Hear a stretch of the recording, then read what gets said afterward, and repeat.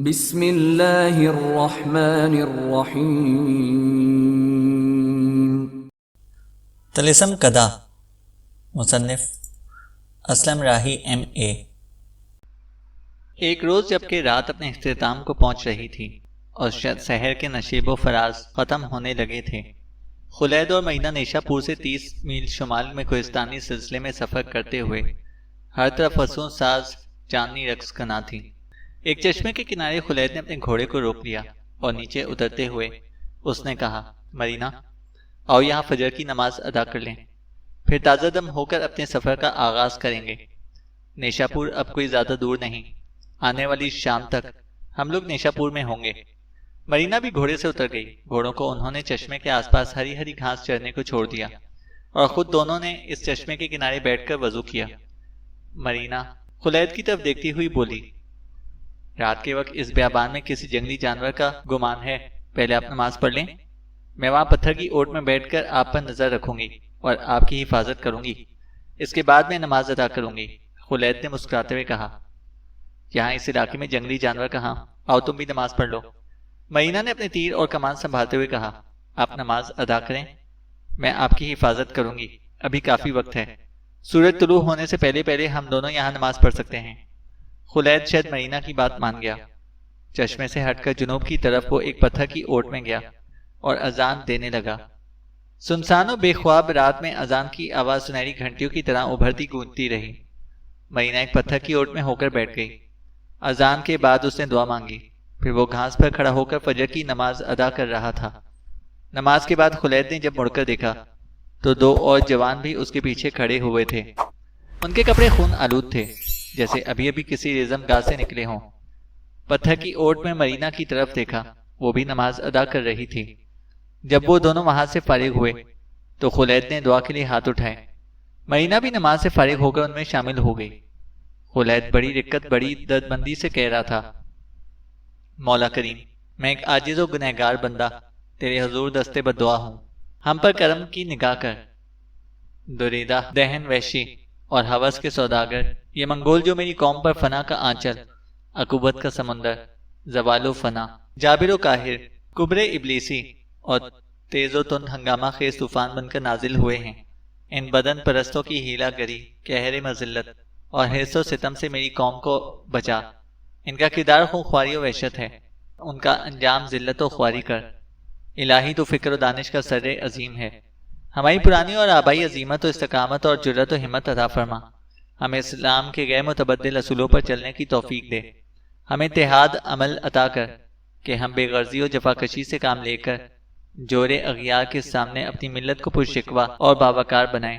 رب عظیم، ہماری نصرت و مدد فرما کہ ان مخدوش و شکستہ حالات میں بھی اپنی قوم کے شجر کو بارور اور اس کی ستوت کو تجمل سے و شوکت سے آراستہ کر دیں۔ خلید کو تھوڑی دیر کے لیے رک جانا پڑا، کیونکہ اس کی آنکھوں سے آنسو نکل پڑے تھے اور اس کی ہچکیاں بن گئی تھیں۔ دعا میں شامل دونوں جوان اور مرینا بھی ہچکیوں میں رو رہے تھے۔ تھوڑی دیر بعد خلید کی ٹوٹتی بکھرتی آواز پھر آئی، اے ارحم الراحمین، ہم اپنی سرزمینوں پر اجنبی اور اپنے ہی گھروں میں غیر ہو گئے ہیں، ہماری آزادی کو باوقار بنا، ہمیں سوز و نہاں عطا کر کہ ہم بدمست اور قہر مان دشمن کے غیظ و برہمی سے ٹکرا جائیں اور ملت کی آزادی اور عظمت کی خاطر اپنی جانیں قربان کر دیں۔ الہی ہماری فریاد سن، ہماری دعاؤں کو قبول فرما۔ دعا ختم کر کے خلید نے ان دونوں جوانوں کی طرف دیکھا، ان کی آنکھیں ابھی تک آنسو رواں تھے۔ مرینا ہچکیاں لے کر رو بھی رہی تھی اور سر پر بندھے رومال سے اپنے آنسو بھی پوچھتی جا رہی تھی۔ وہ دونوں جوان اٹھے، پہلے انہوں نے خلید سے مصافحہ کیا اور پھر بولے، اے امیر، آپ یہاں کہاں؟ آپ کے ساتھ ایک خاتون بھی ہیں، کیا یہ آپ کی بیوی ہیں؟ مرینا اپنے آپ کو سنبھال کر ان کی گفتگو کو غور سے سننے لگی۔ خلید نے کسی قدر ہچکچاتے ہوئے پوچھا، تم دونوں کون ہو؟ مجھے کیسے جانتے ہو؟ ان میں سے ایک نے کہا، اے امیر، کیا آپ آقا جلال الدین کے لشکر میں کے سالار نہیں ہیں؟ ہم نے آپ اور آقا جلال الدین کے دوسرے جرنیل امین الملک کی کارکردگی میں اصفہان کے اس معرکے میں بھی حصہ لیا تھا، جس میں ہم نے چنگیز خان کو پسپا ہونے پر مجبور کر دیا تھا۔ کاش ہم آپس کی نااتفاقیاں اب تک ترک کر چکے ہوتے۔ اگر ہم اتحاد عمل سے کام لیتے تو قسم مجھے خداوند کریم کی کہ اب تک ہم خوار وحشی منگولوں کو مار مار کر صحرائے گوبی کی طرف بھگا دیتے۔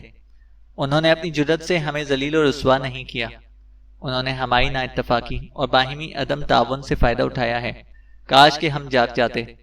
خلید نے بڑی ہمدردی سے پوچھا، اگر تم جلال الدین کے لشکر کے مجاہد ہو تو اس وقت تم دونوں کہاں سے آ رہے ہو؟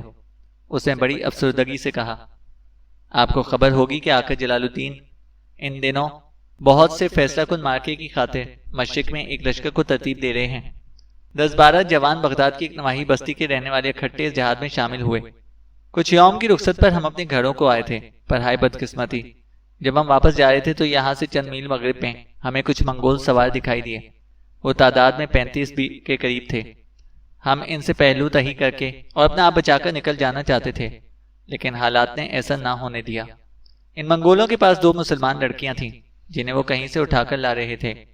کوہستانوں کے ان دیولاخوں میں ان لڑکیوں نے پہچان لیا کہ ہم مسلمان ہیں، لہٰذا انہوں نے ہمیں پکارا اور خدا اور رسول کا واسطہ دے کر ہمیں اپنی مدد کو بلایا۔ اے امیر، ہم کیوں کر اپنی قوم کی بیٹیوں، اپنی ملت کی آبروؤں کو دشمن کے ہاتھ چھوڑ کر اپنا آپ بچا کر نکل جاتے؟ ہم میں ہمارا ایک سرخیل بھی تھا، اس کی کارکردگی میں ہم منگولوں سے بھڑ گئے۔ ہم اس جذبے سے حملہ ہوئے تھے کہ ہم نے اکثر منگولوں کو تحقیق کر دیا۔ ہم نے ایسا کاٹا کہ ان میں سے صرف چند باقی رہ گئے، لیکن ہائے حیف، جب ہم ان پر حملہ کر رہے تھے ان کوہستانوں کے اندر سے منگولوں کی ایک اور ٹولی نمودار ہوئی اور وہ ہماری پشت پر حملہ آور ہو گئی۔ دونوں مسلمان لڑکیوں نے جب دیکھا کہ ہمارے مسلمان بھائی غالب آ رہے ہیں اور اچانک مغلوب ہو رہے ہیں تو انہوں نے ہمارے ہاتھوں مرنے والے منگولوں کی تلوار اٹھا لی اور اپنا خاتمہ کر لیا۔ ہمارے ساتھی جنگ میں مارے گئے اور ہم دونوں بڑی مشکل سے جانیں بچا کر بھاگے۔ منگولوں نے ہمارا تعاقب کیا، انہوں نے یہاں سے تھوڑی دور تک ہمارا پیچھا کیا، پھر رات کی تاریکی میں کوہستانوں کے اندر ہم انہیں چکما دے کر نکل آنے میں کامیاب ہو گئے۔ اے امیر، یہ ہماری داستان ہے، اب آپ اپنی کہیے۔ جواب میں خلید نے بھی ان سے اپنے پورے حالات کہہ ڈالے۔ ان میں سے ایک نے خلید کے حالات سننے کے بعد مرینا کی طرف دیکھتے ہوئے کہا، اے بہن، مرحبا، تیری ہمت قابل ستائش ہے کہ تو نے مرو کے کھنڈرات میں منگولوں کو مارنے میں ہمارے امیر کی مدد کی۔ خدا کی قسم، جس قوم کی ساری بیٹیاں آپ جیسی ہو جائیں تو وہ قوم ناقابل تسخیر ہو جاتی ہے۔ مرینا نے کہا، اے میرے بھائیوں، خلید نماز پڑھ رہے تھے جبکہ میں ان کے پیچھے بیٹھ کر ان کی حفاظت کر رہی تھی۔ ہم نے فیصلہ کیا تھا کہ بائی بائی نماز ادا کریں گے، اسی وقت تم دونوں بھی آ گئے۔ شروع میں تمہیں میں دشمن جانی تھی اور میں نے اپنی کمان پر تیر چڑھا لیا تھا، لیکن جب تم دونوں اپنے گھوڑوں سے اتر کر چشمے پر وضو کرنے لگے تو پھر میں سمجھ گئی کہ تم اذان سن کر ادھر آئے ہو اور نماز پڑھنا چاہتے ہو، لہٰذا میں بھی پرسکون ہو کر نماز ادا کرنے لگی۔ میرے بھائیوں، تمہاری ہمت و شجاعت بھی قابل تعریف ہے کہ تم اپنی 2 بہنوں کی خاطر منگولوں سے ٹکرا گئے۔ خدا کی قسم، جس قوم کے جوان تم جیسے ہو جائیں، کوئی بھی اس عظیم قوم کو شکست و ریخت نہیں کر سکتا۔ جب مرینا خاموش ہو گئی تو خلید نے خدشہ ظاہر کرتے ہوئے کہا، اگر تم دونوں میری اذان کی آواز سن کر ادھر آئے ہو تو ان کوہستانوں کے اندر منگولوں نے بھی اذان کی آواز سنی ہوگی اور تمہارے تعاقب میں ادھر کا رخ کریں گے۔ شاید تم منگولوں کی فطرت سے واقف ہو، وہ جب کسی کا تعاقب کرتے ہیں تو اپنی یا دوسرے کی موت تک اس کا پیچھا کرتے ہیں، اور تم لوگوں نے تو ان کے کئی ساتھیوں کو موت کے گھاٹ اتارا ہے، وہ ضرور تمہارا پیچھا جاری رکھیں گے۔ میں ان کی فطرت و جبلت سے واقف ہوں۔ اور سنو، وہ خلید کہتے کہتے رک گیا کیونکہ نیچے وادی میں اسے گھوڑوں کی ٹاپوں کی آواز سنائی دی۔ خلید چونک پڑا اور ان دونوں کی طرف دیکھتے ہوئے اس نے کہا، اے میرے ساتھیوں، تیار ہو جاؤ، تمہارا تعاقب کرنے والے منگول آ گئے ہیں۔ انہوں نے اٹھ کر دیکھا کہ نیچے وادی میں اپنے گھوڑے بکٹر دوڑاتے ہوئے ان کی طرف آ رہے تھے۔ ان کی تعداد 15 کے قریب تھی۔ خلید نے ایک عزم سے ان دونوں سے کہا، آؤ، اپنے رب کا نام لے کر ان منگولوں سے نبٹ لیں۔ اپنی کمانیں سنبھال کر اس نے چٹان کی اوٹ میں بیٹھ جائیں، اور جب یہ قریب آ کر اوپر چڑھیں تو ان پر تیر اندازی شروع کر دیں۔ فکر مند نہ ہونا، میں تمہیں یقین دلاتا ہوں کہ ہم ان پر قابو پا لیں گے۔ تینوں نے اپنی کمانیں، ترکش، تلوار اور ڈھالیں سنبھال لی اور ایک چٹان کی اوٹ میں ہو کر بیٹھ گئے۔ مرینا بھی اٹھی اور اپنی کمان سنبھال کر وہ خلید کے پہلو میں آ بیٹھی۔ خلید چٹان کی اوٹ سے منگولوں کو دیکھ رہا تھا۔ وادی سے نکل کر اب وہ اس ٹیلے پر چڑھنے لگے تھے جس کے اوپر وہ چاروں چٹان کی اوٹ میں بیٹھے ہوئے تھے۔ خلید نے اپنے ساتھیوں کو مخاطب کر کے کہا، محتاط رہنا، جب میں اشارہ کروں تو انہیں نشانہ بنا کر ان پر لگاتار تیر برسانا شروع کر دینا۔ اس کے ساتھ ہی اس نے اپنا چلے پر تیر چڑھا لیا تھا۔ مرینا کے علاوہ وہ دونوں بھی خلید کی تقلید میں تیر چڑھا کر اپنی کمانیں تیار کر چکے تھے۔ اچانک خلید نے اشارہ کیا اور چاروں نے ایک ساتھ منگولوں پر تیر چلانا شروع کر دیے۔ 15 میں سے 8 بری طرح چلا کر اپنے گھوڑوں سے نیچے گر گئے۔ باقی 7 اپنے گھوڑوں سے فوراً چھلانگے لگا کر پتھروں کی اوٹ میں ہو گئے اور غیظ و غضب کی حالت میں وہ پتھروں کی آڑ لیتے ہوئے آہستہ آہستہ اوپر چڑھنے لگے۔ خلید نے بڑی تیزی سے کچھ سوچا، پھر اپنے ساتھیوں کو مخاطب کر کے کہا، دونوں یہیں اوپر بیٹھو اور گائے گائے ان پر تیر اندازی کر کے انہیں اپنی موجودگی کا احساس دلاتے رہو۔ میں دائیں طرف سے نیچے جاتا ہوں اور ان کی پشت سے ان پر حملہ آور ہوتا ہوں، اس طرح انہیں گھیر کر ہم آسانی سے ان پر قابو پا سکتے ہیں۔ مرینا نے فوراً بولتے ہوئے کہا، میں بھی آپ کے ساتھ نیچے جاؤں گی۔ خلید نے کہا، تو پھر آؤ میرے ساتھ، جلدی کرو۔ خلید اور مرینا پتھروں کی اوٹ میں بڑی تیزی کے ساتھ دائیں طرف کا چکر کاٹ کر نیچے اترنے لگے۔ ایک مناسب جگہ جا کر خلید نے سرگوشی میں کہا، مرینا رک جاؤ، وہ دیکھو یہاں سے ہم منگولوں کو اوپر چڑھتے ہوئے صاف دیکھ سکتے ہیں۔ دونوں ایک پتھر کی اوٹ میں رک کر بیٹھ گئے، پھر دونوں نے ایک دوسرے کو اشارہ کیا اور پشت کی طرف سے منگولوں پر انہوں نے تیر برسائے، جس سے 3 اور منگول ہلاک ہو کر رہ گئے۔ اب باقی 4 منگول رہ گئے تھے۔ خلید اٹھ کر کھڑا ہوا اور ان 4 منگولوں کو مخاطب کرتے ہوئے اس نے کہا، اب تم کھڑے ہو جاؤ، تم ہم سے بچ کر اب بھاگنا بھی چاہو تو نہیں بھاگ سکتے، کیونکہ اب ان دولاخ وادیوں میں اب تمہارا مدفن بنے گا۔ منگول کھڑے ہو گئے اور ان میں سے ایک نے خلید کو مخاطب کرتے ہوئے کہا، تم نے جو کرنا تھا کر چکے، اب دیکھنا کہ ہماری تلواریں کس طرح تم پر برستی ہیں۔ یہ سنگلاخ ہمارا نہیں تمہارا مدفن بنیں گے۔ منگولوں کے اس وقت اوسان خطا ہو گئے جب خلید کے قریب سے مرینا اور ان کی پشت سے خلید کے وہ دونوں ساتھی بھی اٹھ کر کھڑے ہوئے تھے۔ پھر خلید نے نرم لہجے میں کہا، مرینا، میں ان منگولوں پر حملے کی ابتدا کرنے لگا ہوں، تم یہیں رہنا، یہ 4 منگول اب ہمارا سامنا نہ کر سکیں گے۔ مرینا نے ہمدردی اور چاہت میں کہا، کیا اس نیک کام میں آپ کی مدد میں نہ کروں؟ خلید نے کہا، ان 4 کے لیے تو میں اکیلا ہی کافی تھا، اب تو ان کی پشت پر ہمارے شیر بھی موجود ہیں، تم یہاں کھڑی ہو کر دیکھو کہ ہم ان کا کیا حشر کرتے ہیں۔ خلید آہستہ آہستہ جچے تلے قدموں سے آگے بڑھا، اس کے پاس اس کی تلوار بھی موجود تھی۔ منگولوں کی پشت سے اس کے آدمی بھی آگے بڑھنا شروع ہو گئے تھے۔ منگول بھدک گئے تھے، کبھی وہ اپنے سامنے اور کبھی اپنی پشت کی طرف دیکھتے۔ پھر انہوں نے کوئی فیصلہ کیا، ایک خلید کی طرف اور 3 اس کے دونوں ساتھیوں کی طرف بڑھے۔ خلید کے مقابلے پر اپنا ایک ساتھی لا کر منگولوں نے حماقت کی تھی۔ شاید خلید کو سمجھنے میں ان سے غلطی ہوئی تھی یا وہ ان کے لیے اجنبی تھا، جبکہ دوسرے دونوں سے وہ تیر آزمائی کر چکے تھے۔ خلید نے آگے بڑھ کر اپنے پہلے ہی وار میں منگول کو موت کے گھاٹ اتار دیا، تینوں کی پشت پر حملہ آور ہوا اور ان میں سے ایک کو کاٹ کر رکھ دیا۔ دوسرے 2 منگول ان کے ساتھیوں کی موت پر اپنے ساتھیوں کی موت پر سراسیمہ سے ہو گئے اور اسی سراسیمگی میں خلید کے دونوں ساتھیوں نے ان کا خاتمہ کر دیا۔ خلید اپنے دونوں ساتھیوں کے ساتھ ٹیلے کے اوپر اس جگہ پر آیا جہاں انہوں نے نماز ادا کی تھی۔ مرینا بھی ان کے پاس آ کر کھڑی ہوئی۔ ان 2 ساتھیوں میں سے ایک نے خلید کو مخاطب کرتے ہوئے کہا، اے امیر، آپ کی منزل شاید نیشا پور ہے، ہمیں اجازت دیں، ہم یہاں سے مشرق کی جانب اپنے لشکر کو کوچ کرتے ہیں۔ خلید نے کہا، جلال الدین اور امین الملک دونوں سے میرا سلام کہنا، میرے حالات انہیں سنانے کے بعد انہیں خبر کرنا کہ میں نیشا پور سے ہو کر مجیر الملک کی بیوی اور بچوں کی تلاش میں چنگیز خان کے لشکر میں جاؤں گا۔ اور سنو، نیچے کھڑے منگولوں کے یہ سارے گھوڑے جکڑ کر لے جاؤ، انہیں راستے میں بیچ کر رقم دونوں آپس میں تقسیم کر لینا۔ ان دونوں نے باری باری خلید سے مصافحہ کیا، اپنے گھوڑوں پر سوار ہو کر ان گھوڑوں پر گئے اور منگولوں کے سارے گھوڑوں کو ہانکتے ہوئے مشرق کی طرف کوچ کر گئے۔ خلید اور مرینا بھی اپنے گھوڑوں پر سوار ہوئے اور جنوب میں نیشا پور کی طرف روانہ ہو گئے۔ ابھی سورج غروب نہ ہوا تھا کہ خلید اور مرینا نیشا پور سے شہر سے باہر ایک چوکی کے قریب جا پہنچے۔ وہاں سے ایک شاہراہ دشت کبیر سے ہوتی ہوئی نجد شہر اور وہاں سے لوط کی بھول بھلیوں کی طرف نکل گئی تھی۔ ایک شاہراہ مغرب میں رے، قزوین، آذربائیجان کی طرف چلی گئی تھی۔ تیسری شاہراہ سیدھی جنوب میں اصفہان کو جا رہی تھی۔ خلید اس چوراہے پر اپنے گھوڑے کو روک دیا۔ مرینا نے چونک کر پوچھا، آپ رک کیوں گئے؟ خلید نے کہا، میں یہاں سے تمہیں الوداع کہتا ہوں، یہاں سے تم سیدھی اپنے شہر میں چلی جاؤ گی۔ میں یہاں سے مشرق میں ہرات شہر کا رخ کروں گا اور وہاں سے چنگیز خان کے لشکر میں شامل ہو جاؤں گا۔ چند ثانیوں تک مرینا بڑی حسرت سے خلید کو دیکھتی رہی اور اپنے ہونٹ کاٹتی رہی۔ پھر اس نے اپنے چہرے پر کتنا دکھ، کتنی محرومی اور لامحدود رنج اور انتہائی تکلیف دہ احساسات دیکھے تھے۔ ایسا لگتا تھا کہ اس میں تاب گفتگو اور طاقت سخن نہ رہی ہو۔ اسے نہ اپنی حرکت پر قابو رہا، نہ گویائی پر چارہ۔ ان سارے احساسات کے پس منظر میں اس کی آنکھوں میں خلید کے لیے خاموشی، محبت اور دبی سی چاہت بھی تھی۔ تھوڑی دیر تک مرینا اپنی ہستی کے اصرار و رموز سے جنگ کرتی رہی۔ اس کا رنگ اور چہرہ اترا ہوا تھا اور اس کی پلکوں میں آنسوؤں کے قطرے چمکنے لگے تھے۔ پھر گویا اس نے اپنے آپ کو مجتمع کر لیا اور انتہائی غم آلود نگاہ خلید پر ڈالتے ہوئے اس نے بھرپور گداختی اور تپش میں کہا، میں آپ کو روکنے کا حق تو نہیں رکھتی، لیکن آپ سے التماس ضرور کروں گی کہ آپ میرے ساتھ میرے نانا کے گھر ضرور چلیں۔ میرے نانا اور ماموں آپ کو دیکھ کر بہت خوش ہوں گے۔ حالات اگر پھر کبھی آپ کو میرے نانا کے ہاں لائیں تو آپ ان کے لیے اجنبی نہ ہوں گے۔ کاش کہ میں آپ کو، خلید نے اسے نرم لہجے اور محبت میں مخاطب کرتے ہوئے کہا، مرینا، تمہاری باتوں کا مطلب اور تمہاری گفتگو کے انداز کو سمجھتا ہوں۔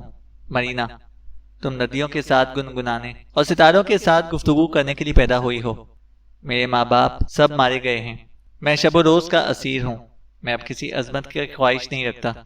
اس پانی دوہر میں اب میری زندگی پانی کے بلبلے اور ہوا کے اس جھونکی کی طرح ہے، جو چاہے تو طوفانوں کی نظر کر دے، چاہے تو شمع کی مانند بجھا کر رکھ دے۔ میں اب ہر روز آتش فشاں کے اس دہانے پر رہتا ہوں، جو بے قابو ہو کر کسی وقت بھی تباہی اور بربادی کا باعث بن سکتا ہے۔ مرینا، اپنے ساتھ میں تمہیں محروم راحت نہیں کر سکتا۔ میں تمہاری باتوں کو سمجھتا ہوں، میں پتھر کا بت نہیں جو خاموش پڑا رہے، میں تمہارے ہر جذبے کو محسوس کرتا ہوں۔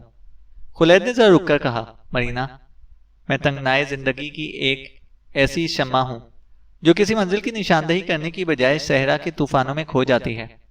میں ان صحیفوں کی طرح ہوں جنہیں لوگ تاکہ نسیاں میں رکھ کر فراموش کر دیتے ہیں۔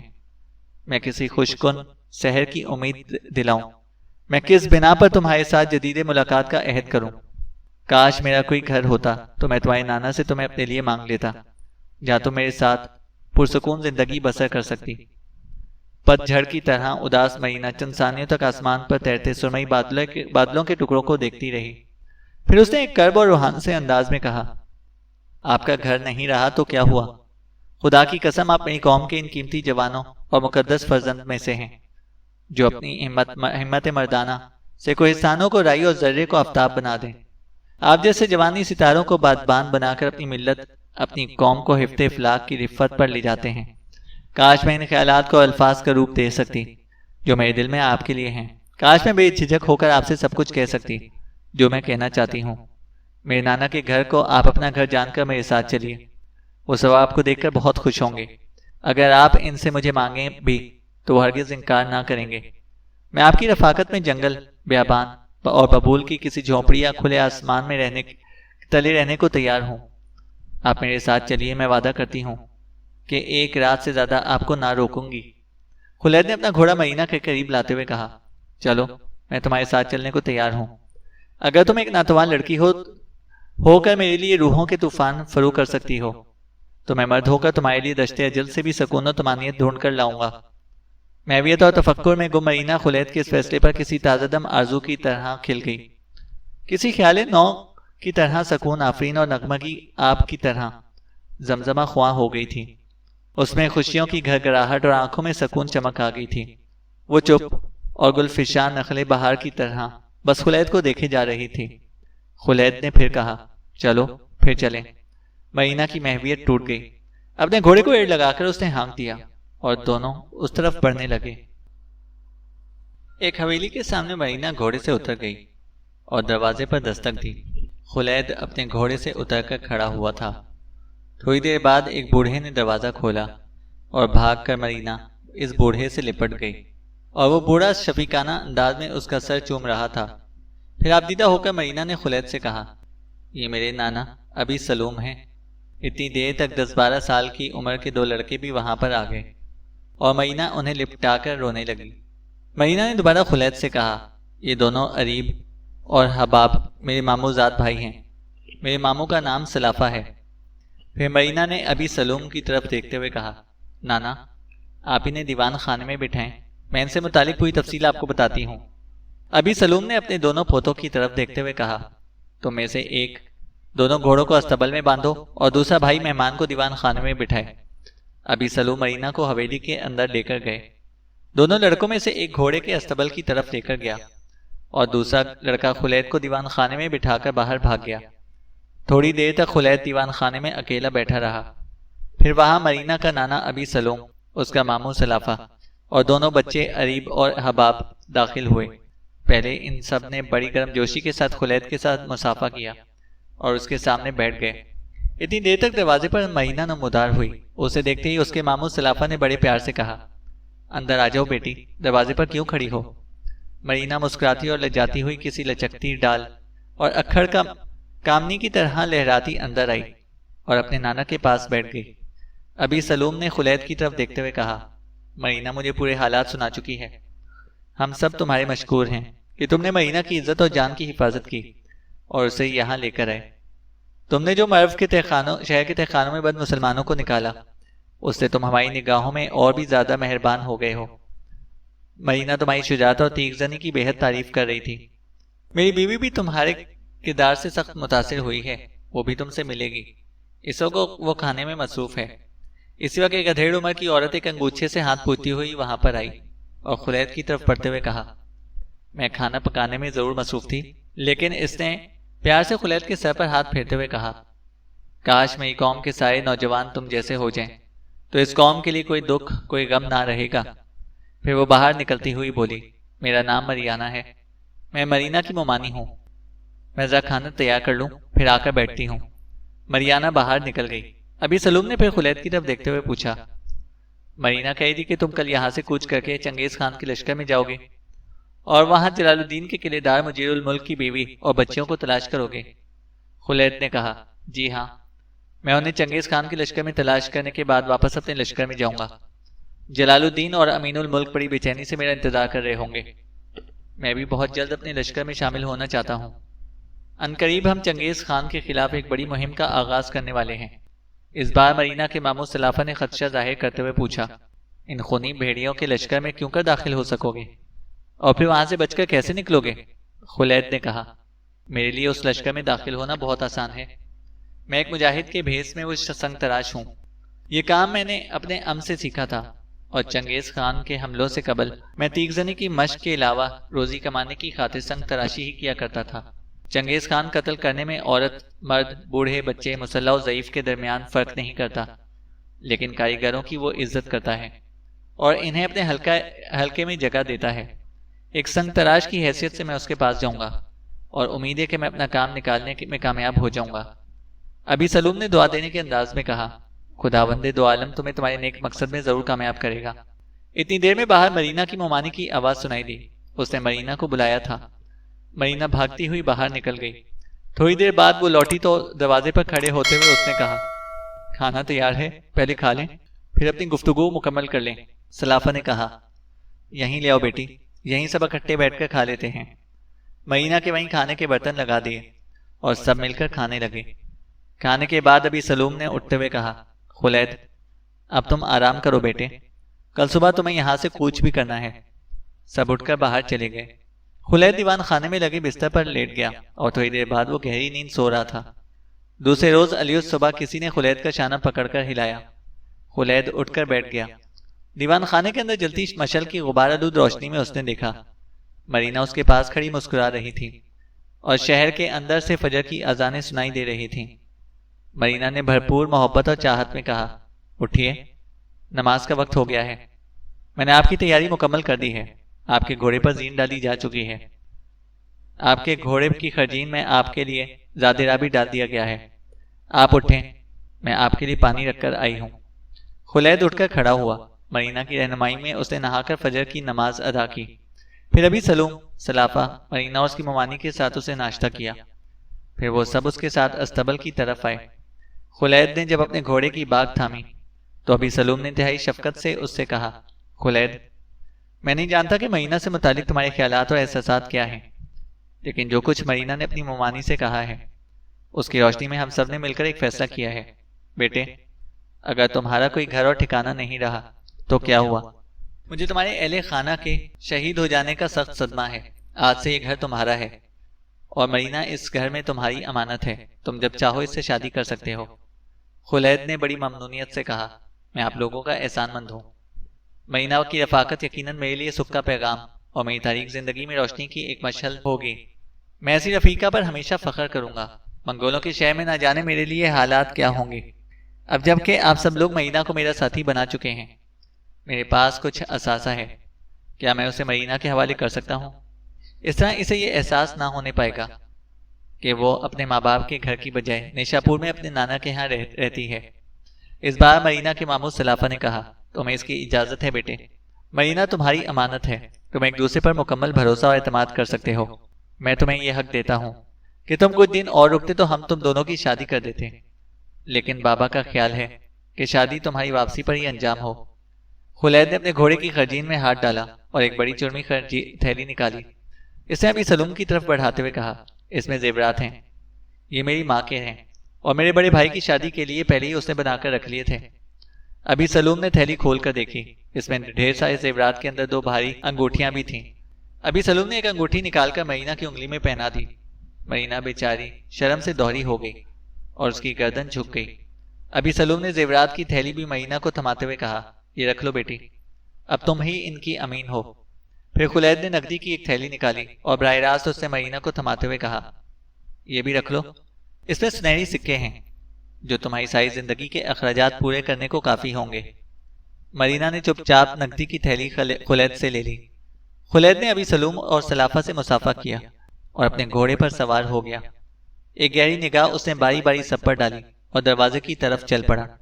ابی سلوم، سلافہ، مرینا اور مریانہ بھی دروازے تک اس کے ساتھ آئے۔ خلید نے اپنے گھوڑے پر سوار ہو کر اسے ایڑ لگا دی۔ مرینا بیچاری دروازے پر کھڑی اسے اپنی نگاہوں سے اوجھل ہوتے ہوئے دیکھ رہی تھی۔ چینل کو سبسکرائب کریں اور بیل آئیکن کو پریس کریں تاکہ ہماری ہر اپڈیٹ آپ کو بر وقت مل سکے۔